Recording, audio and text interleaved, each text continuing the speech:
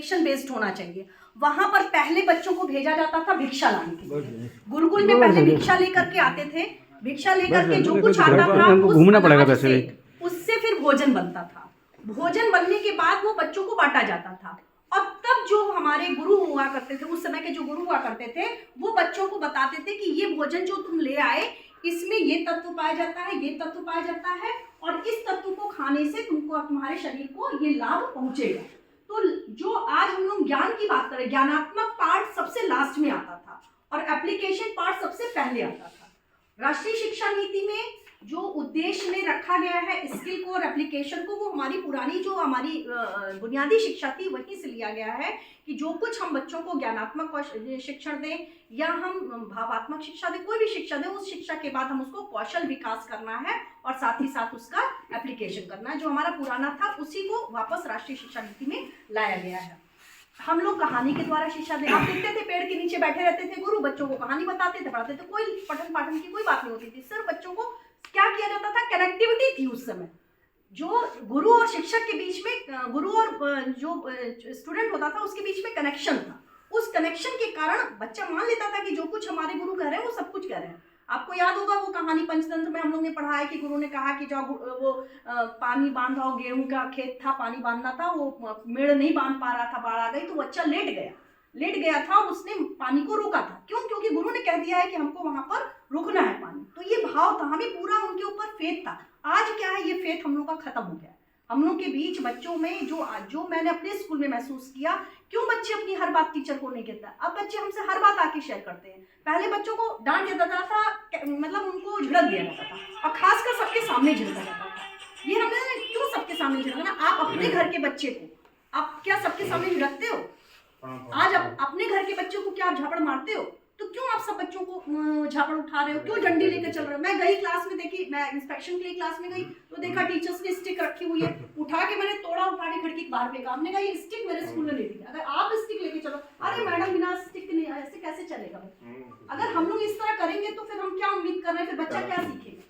ये हमारी गलती है कि बच्चा बच्चे ध्यान नहीं देते। हम कहीं हमने अपने पाठ को इंटरेस्टिंग नहीं बनाया, हम उसको व्यवहार में जोड़े, अपने आसपास से जोड़े। तो इसके लिए हमने यहाँ पर जो हमारी स्ट्रेटेजी है वो क्या है कि दिन प्रतिदिन का जो हमारा वो है, और आसपास की जो चीजें अवेलेबल हैं, जो संसाधन उपलब्ध है, जो हमारे आसपास के उदाहरण, उनको कनेक्ट करते हुए अगर हम बच्चों को पढ़ाएंगे तब हम बच्चों को इंटरेस्टिंग बना सकते हैं। ये नहीं कहना है कि हमारे पास टीएलएम नहीं है, कोई बात नहीं। आप हर कागज को, आप पत्थर को टीएलएम बना सकते हो। आप वेट बता रहे हो बच्चे को, एक ईंटा उठाओ और ईंटे को आप सीधा रख दो और कहो कि इसका वजन उठाओ, और उसी ईंटे को खड़ा कर दो और बताओ बच्चे से कि इसका वजन बताओ। जब बच्चा दोनों को व्यवहारिक रूप में, हम तो यही करते हैं, दोनों बच्चों को दोनों ईंटा पकड़ा देते हैं, एक को सीधा रख देते हैं, एक को खड़ा करके रख देते हैं, बताओ बेटा तुमको कौन सा भारी लग रहा है।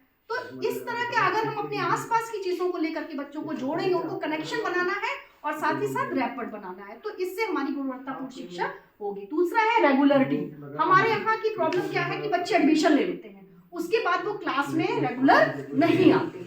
तो रेगुलरिटी तब बनेगी जब हम हर बच्चे का हालचाल लें, कनेक्शन बनाएंगे उनसे जोड़, और साथ ही साथ हम उनके पेरेंट्स से मिलेंगे। इसके लिए हमने इसमें लिखा हुआ है कि हर पेरेंट्स को हम लोग बात पूछेंगे कि आखिर बच्चा क्यों नहीं आ रहा है, आप अपनी समस्या बताइए। गेहूं के खेत में कर रहा है या धान लगाने गया है, कोई भी प्रॉब्लम है, हम उसकी वास्तविक स्थिति, जो उसकी आर्थिक और जो उसका उसके अपने घरेलू परिस्थितियां हैं, उसको भी समझ करके हम बच्चे से व्यवहार करेंगे। हम उस बच्चे, हम हर कहते हैं क्लास है, सारे बच्चे समान हैं, लेकिन वास्तविकता नहीं है सर। हमारे अपने घर के बच्चे दो समान है क्या?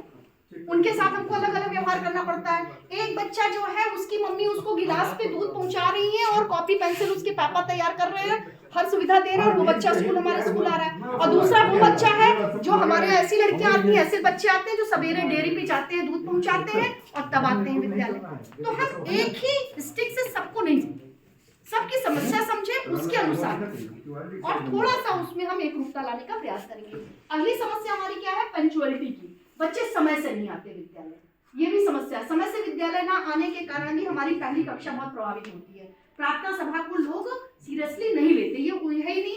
खासकर सीनियर बच्चे हमारे, वो अगर प्रार्थना सभा में आते थे तो उनको लगता था कि ये जो है बड़ा मतलब इंसल्ट की बात है। जूनियर बच्चे तो प्रार्थना सभा में आ जाते हैं, सीनियर बच्चे जानबूझकर लेट आते हैं कि वो सीधे क्लास में चले जाएं, ठीक है। और वो उससे क्या होता था कि बच्चे मोबाइल लेकर के क्लास में चले जाते थे, अगर वो प्रार्थना सभा में आ रहे हैं या गेट से कोई उसी टाइम पे हमारे चपरासी रहते हैं या हम लोग रहते हैं, हम लोग चेक कर सकते हैं। जब प्रार्थना सभा में आ गए उसके बाद बच्चे पीछे से जा रहे हैं तो तरह तरह की अनुशासनहीनता क्रिएट होती है।